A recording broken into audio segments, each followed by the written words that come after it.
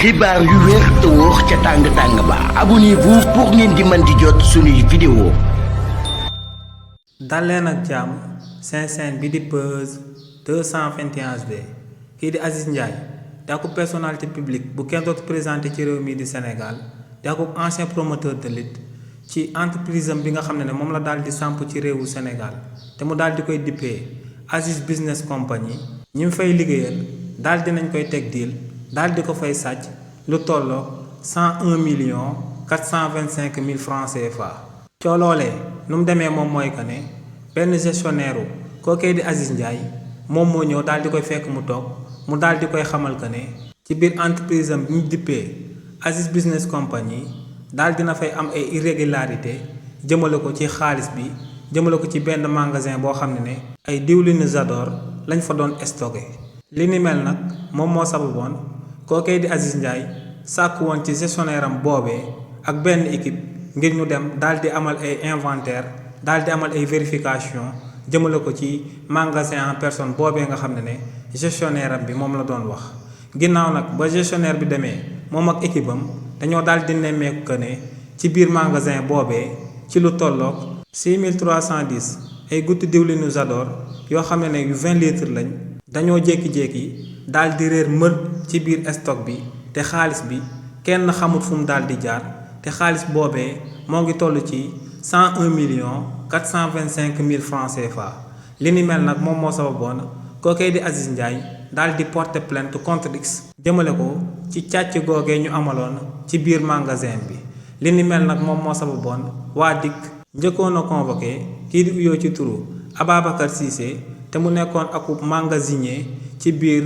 dépôt diwlinu Zador boobee te muy liggéeyal kii di Aziz Ndiaye. kookee di Ababacar Cissé nag ginnaaw ba ko waa DIC tàmbalee di auditionné ci saa si la tàmbalee di passer aux aveux maanaam daal di leen di xamal que ne moom ci wàllu boppam dafa daal di bokk ci akub deal moom ak beneen magasinier bu daal di nekk ci biir stock boobee te muy yoo ci turu Khalifa Mbaye waaye tamit moom ak kii di Mouhamed Lo mi nga xam ne moom mooy ancien directeur commercial ci biir entreprise boobee nga xam ne kii di Aziz Ndiaye moom moo ko daal di samp ci réewu Sénégal.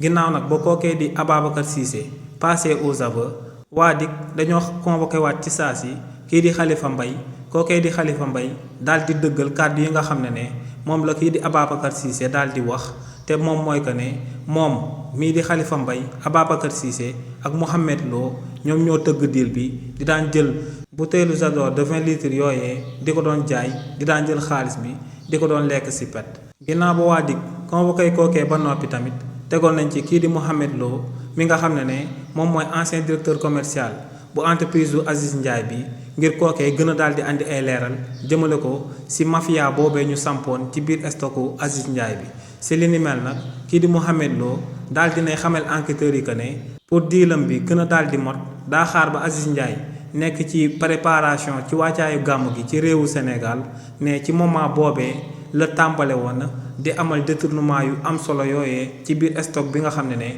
Aziz Ndiaye waaye moom moo ko dénkoon. ne mbir la boo xam ne da cee lëkkaloo nag moom ak kii di Ababacar Cissé ak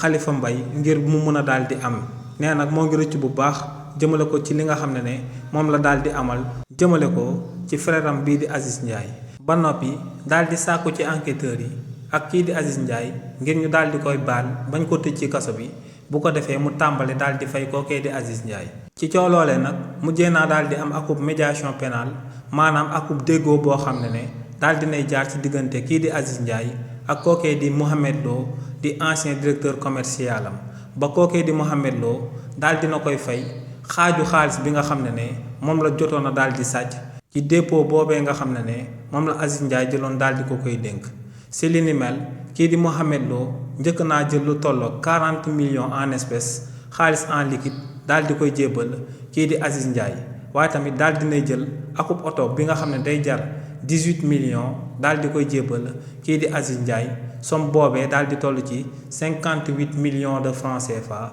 te li ni mel moom moo sabab kookee di Mouhamed Lo actuellement moo ngi ci biti na ma fay kii di Aziz Ndiaye par moratoire maanaam di ko fay ndànk-ndànk ba 101 425 000 francs yooyee nga xam ne moom ak ñeneen ñi ñoom ñoo ko sàccoon ñu daal di koy rembourser totalement kookee di Aziz Ndiaye donc kookee di Aziz Ndiaye di akub businessman ci réewu Sénégal ginnaaw bañ ko sàccee lu tolloog 101 425 000 francs CFA ku ko sàccoon nekkoon xaritam tàmbale na di ko fay ndànk-ndànk ginnaaw ba ñoom ñaar amalee akub médiation pénale ginnaaw ba enquêteurs yi démasqué mafia interne boobee di daan am ci biir entreprise bi nga xam ne kii di Aziz Ndiaye moom moo ko daal di samp ci réewu Sénégal.